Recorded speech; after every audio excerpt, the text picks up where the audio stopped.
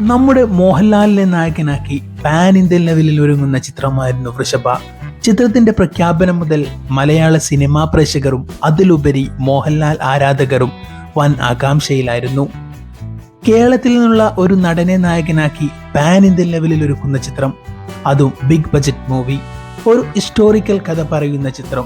പിന്നെ വേറെന്ത് വേണം മലയാള സിനിമാ പ്രേക്ഷകർക്ക്? മോഹൻലാൽ ആരാധകർ ആഘോഷമാക്കി. ചിത്രത്തിന്റെ ഷൂട്ടിംഗ് സ്റ്റില്ലുകളൊക്കെ സോഷ്യൽ മീഡിയയിൽ വന്നപ്പോൾ വൻ തരംഗമായി.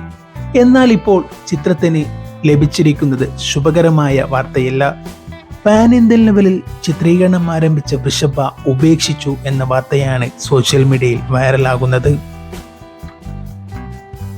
നന്ദകിഷോർ സംവിധാനം ചെയ്യുന്ന വൃഷഭയുടെ ആദ്യ ഷെഡ്യൂൾ പൂർത്തിയായതിനെ തുടർന്ന് ഫസ്റ്റ് ലുക്ക് പോസ്റ്റർ പുറത്തിറങ്ങിയിരുന്നു. യോദ്ധാവിന് സമാനമായ കയ്യിൽ വാളേന്തി നിൽക്കുന്ന മോഹൻലാലായിരുന്നു പോസ്റ്ററിൽ. അച്ഛനും മകനും തമ്മിലുള്ള സ്നേഹബന്ധത്തിന്റെയും പ്രതികാരത്തിന്റെയും കഥയാണ് വൃഷഭ പറയുന്നത്. തെലുങ്ക് നടൻ റോഷൻ മൈക്കയാണ് മകന്റെ വേഷം അവതരിപ്പിക്കുന്നത്.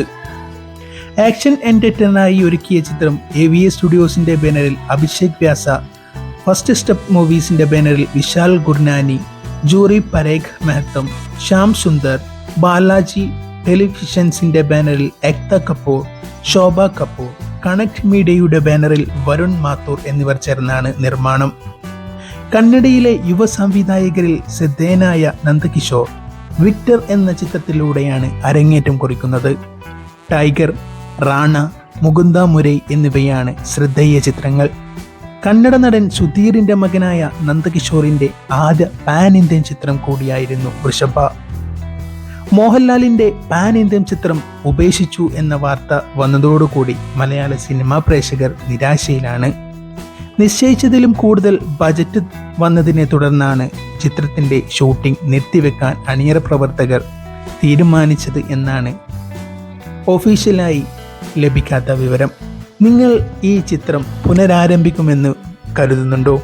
നിങ്ങളുടെ അഭിപ്രായം കമൻറ്റ് ബോക്സിൽ രേഖപ്പെടുത്തൂ. ഈ ചാനൽ ആദ്യമായി കാണുന്നവരാണെങ്കിൽ സബ്സ്ക്രൈബ് ചെയ്യാൻ മറക്കരുത്. ഇതുപോലുള്ള സിനിമാ വിശേഷങ്ങൾ നിങ്ങളുടെ മുന്നിലെത്തിക്കാൻ നിങ്ങളുടെ സപ്പോർട്ട് വളരെ അത്യാവശ്യമാണ്.